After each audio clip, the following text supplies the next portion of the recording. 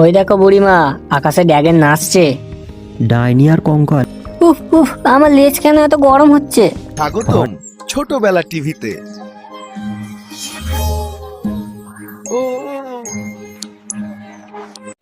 গভীর জঙ্গলে ডাইনি বুড়ি একটি বড় হাঁড়িতে বিরিয়ানি রান্না করছে।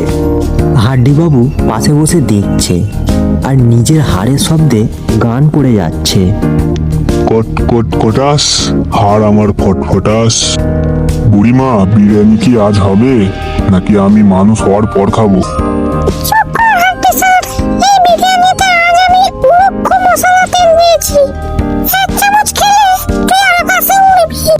শিয়াল ঝোপের আড়াল থেকে সব দেখছিল।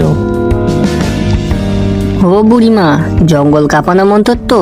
বিরিয়ানি কি শুধু কঙ্কাল ভাই খাবে? আমার মতো হ্যান্ডসাম শিয়াল কি বাদ? ডাইনি চোখ রাঙিয়ে।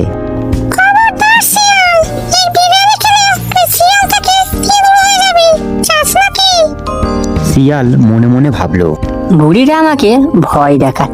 আরে না বুড়িমা, আমি বলছিলাম কি, কঙ্কাল ভাই তো পেট নেই, খাবারটা তো নিচে পড়ে যাবে। তার চেয়ে বরং আমি খাই আর কঙ্কাল ভাই মন্ত্র নি। কঙ্কাল রেগে গিয়ে বলল, ওরে পাজি শিয়াল, এর নেই তো কি হয়েছে? আমার হাড়ের ভিতর বিরিয়ানি ঢুকলে দেখতে খুব সুন্দর লাগে, অনেকটা ডিরেকশনের মতো। শিয়াল এবার একটা ফন্দি আঁটলো। সে হঠাৎ করে চিৎকার করে উঠল।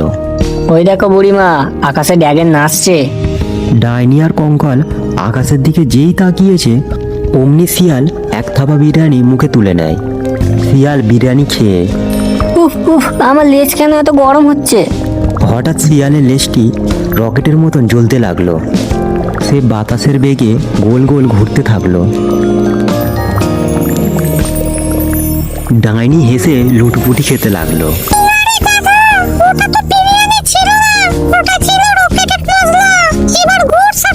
হাড্ডিবাবু মজায় নাচছে। শিয়ালু ভাই, তোমার তো ওজন কমানোর দরকার ছিল, এখন তো তুমি ফ্যান হয়ে গেছো। বাতাস দাও, বিরিয়ানি ঠান্ডা করি। বাঁচাও আমাকে, থামাও। আমি আর কোনো দিনও চুরি করব না।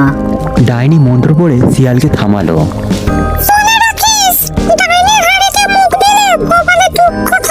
শিয়াল ন্যাড়া লেজ নিয়ে বনের দিকে দৌড় দিল। এদিকে কঙ্কাল আর ডাইনি মনের সুখে বিরিয়ানি খেতে লাগলো।